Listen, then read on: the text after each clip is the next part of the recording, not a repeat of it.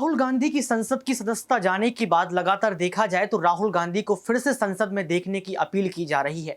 19 विपक्ष की पार्टियां यहां पर राहुल गांधी के समर्थन में नजर आ रही हैं और ये कह रही हैं कि देश में तानाशाही की जा रही है, लोकतंत्र की हत्या की जा रही है, विपक्ष की आवाज को दबाया जा रहा है और कहीं ना कहीं राहुल गांधी को 2024 के चुनाव से दूर रखने का प्रयास किया जा रहा है। तो क्या राष्ट्रपति द्रौपदी मुर्मू का समर्थन अगर राहुल गांधी को मिलता है तो क्या संसद की सदस्यता वापस आ जाएगी? क्योंकि सबसे बड़ा कयास ये लगाया जा रहा है कि आने वाले वक्त में विपक्ष सहित तमाम जो है नेता वो राष्ट्रपति द्रौपदी मुर्मू का दरवाजा खटखटा सकते हैं और उनसे कहीं ना कहीं यहां पर राहुल गांधी की सदस्यता को वापस करवाने के लिए अपील कर सकते हैं।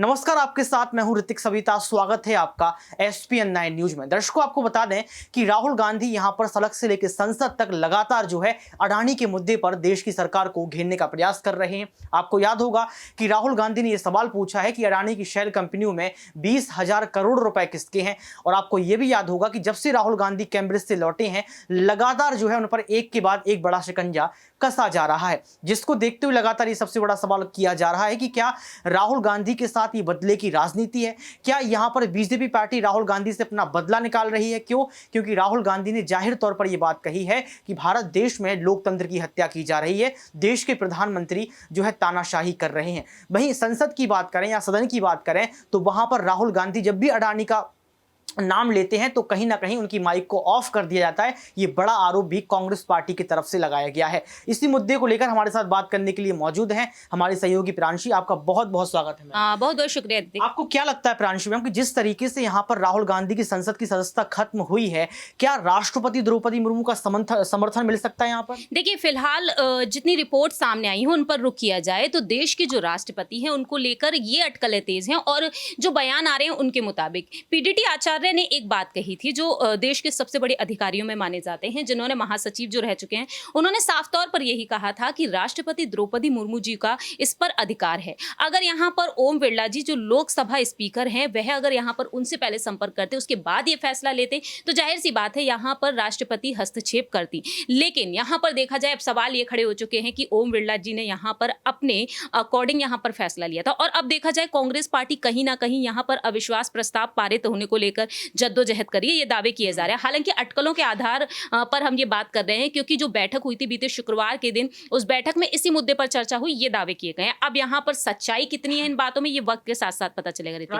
तो आपने अविश्वास प्रस्ताव की बात की, आपने ओम बिरला को लेकर जिक्र किया, ये बेहतर सवाल है क्योंकि लगातार देखा जाए तो ओम बिरला को लेकर लगातार सवाल खड़े किए जा रहे हैं कि जैसे ही राहुल गांधी की संसद की सदस्यता खत्म होने का ऐलान किया जाता है उसके एक दो दिन पहले ही सूरत हाईकोर्ट का फैसला आया था, तो आपने इतनी जल्दबाजी क्यों कर दी? जबकि चुनाव आयोग का फैसला ये आया था कि हम वायनाड से उपचुनाव अभी नहीं करवाएंगे, हम जल्दबाजी नहीं करेंगे। इसको आप कैसे देखते? क्योंकि यहाँ पर रंधावा की बात कर लो या फिर अधीर रंजन की बात कर लो, इन्होंने यहाँ पर सवाल खड़ा किया है कि लोकसभा स्पीकर ओम बिरला जो है पक्षपात कर रहे हैं और यहाँ पर जो है संसद में विपक्ष की आवाज को नहीं सुन रहे हैं। तो क्या सच में ओम बिरला पक्षपात कर रहे हैं? देखिए, फिलहाल मैं आपको जानकारी दे देती हूँ कि 23 मार्च के दिन सूरत की सेशन कोर्ट का फैसला आया, तो 24 मार्च के दिन ही, मतलब महज देखा जाए 24 से 48 घंटे के बीच जो फैसला ले लिया गया, इसी वजह से यहाँ पर सवाल खड़े हो रहे हैं। रूल्स और रेगुलेशन पर रुक किया जाए तो यही कहा जाता है कि 2 साल तक की अगर सजा होती है तो यहाँ पर जो सदस्यता है उसे रद्द कर दिया जाता है। अब यहाँ पर जो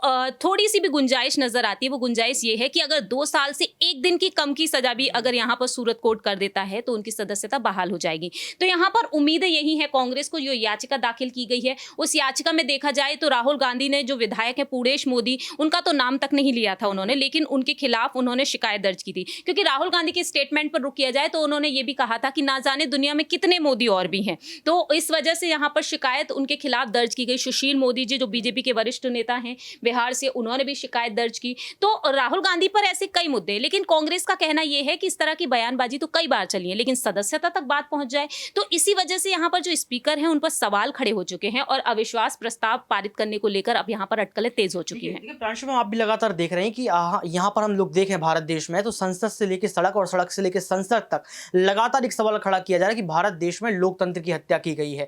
आपको याद होगा कि ममता बनर्जी ने भी संविधान की रक्षा के लिए राष्ट्रपति द्रौपदी मुर्मू से मांग की है। वहीं पूरी विपक्ष की पार्टियां, चाहे वो आम आदमी पार्टी की बात कर लो, समाजवादी पार्टी की बात कर लो, टीएमसी की बात कर लो, क्षेत्रीय दलों की बात कर लो, ये लगातार एक बड़ा सवाल ये खड़ा कर रही हैं कि भारत देश में तानाशाही भरपूर हो रही है, विपक्ष को खत्म करने का प्रयास किया जा रहा है।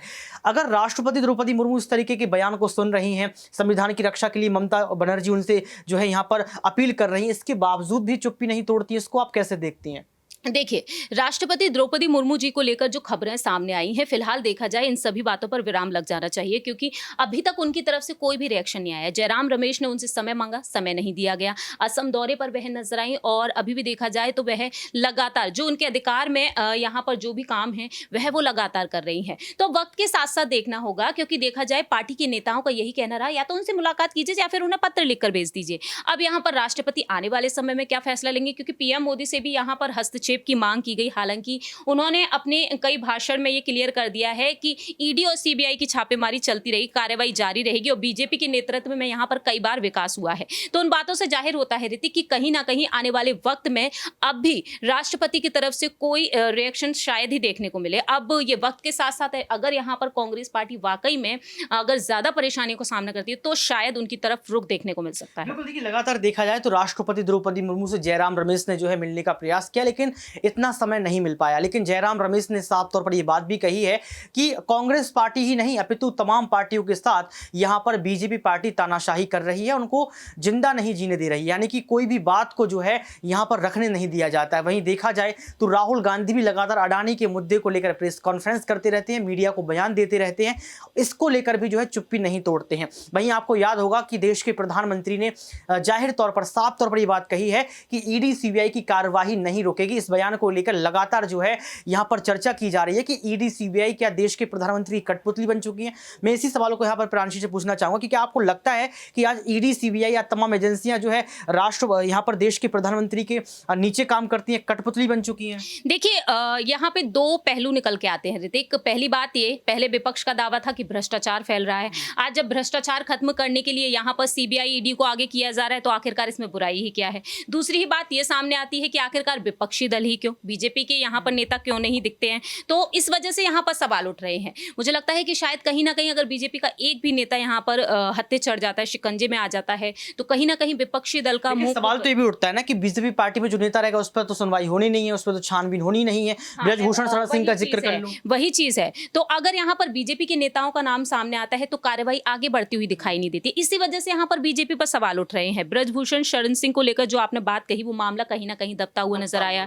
तो अब देखा जाए, अब यहाँ पर राहुल गांधी का मुद्दा सामने आ गया, तो अब यहाँ पर पूरा विपक्ष जो है वह यही बात कह रहा है कि लोकसभा चुनाव से ध्यान भटका दिया जाए और अडानी के मुद्दे से ध्यान भटका दिया जाए। इस वजह से यहाँ पर राहुल गांधी पर एक कड़ा फैसला लिया गया है। देखिए, अगर हम लोग देश की बात करें तो देश में अडानी का जो मुद्दा है वो इस वक्त का सबसे बड़ा मुद्दा बन चुका है। ये कहा जा रहा है कि अडानी का स्कैम अभी तक का सबसे बड़ा स्कैम है। अगर इस पर जो है खोजबीन कर ली जाए, यानी कि इस पर रिसर्च कर लिया जाए, लेकिन इस मुद्दे को लेकर ना ही देश के प्रधानमंत्री कुछ बोल रहे हैं और ना ही जेपीसी गठित को लेकर जो है यहाँ पर टीम बनाई जा रही है। लेकिन सबसे बड़ा सवाल यहाँ पर मेरा ये भी रहेगा प्रांशी आपसे कि क्या राष्ट्रपति द्रौपदी मुर्मू राहुल गांधी का समर्थन करेंगी अगर विपक्ष उनके पास पहुंचता है? क्योंकि लगातार देखा जाए तो राष्ट्रपति द्रौपदी मुर्मू पर इसलिए विश्वास जताया जा रहा है क्योंकि वो संवैधानिक पद पर है, उनकी कही बात हर एक बात जो है माननी ही पड़ती है। देखिए, जाहिर सी बात है, अगर यहाँ पर विपक्ष की तरफ से कोशिश जारी रही, अगर उन्होंने समय मांगा है और वाकई में इस मांग को पूरा नहीं किया गया, वो दोबारा अगर समय मांगते हैं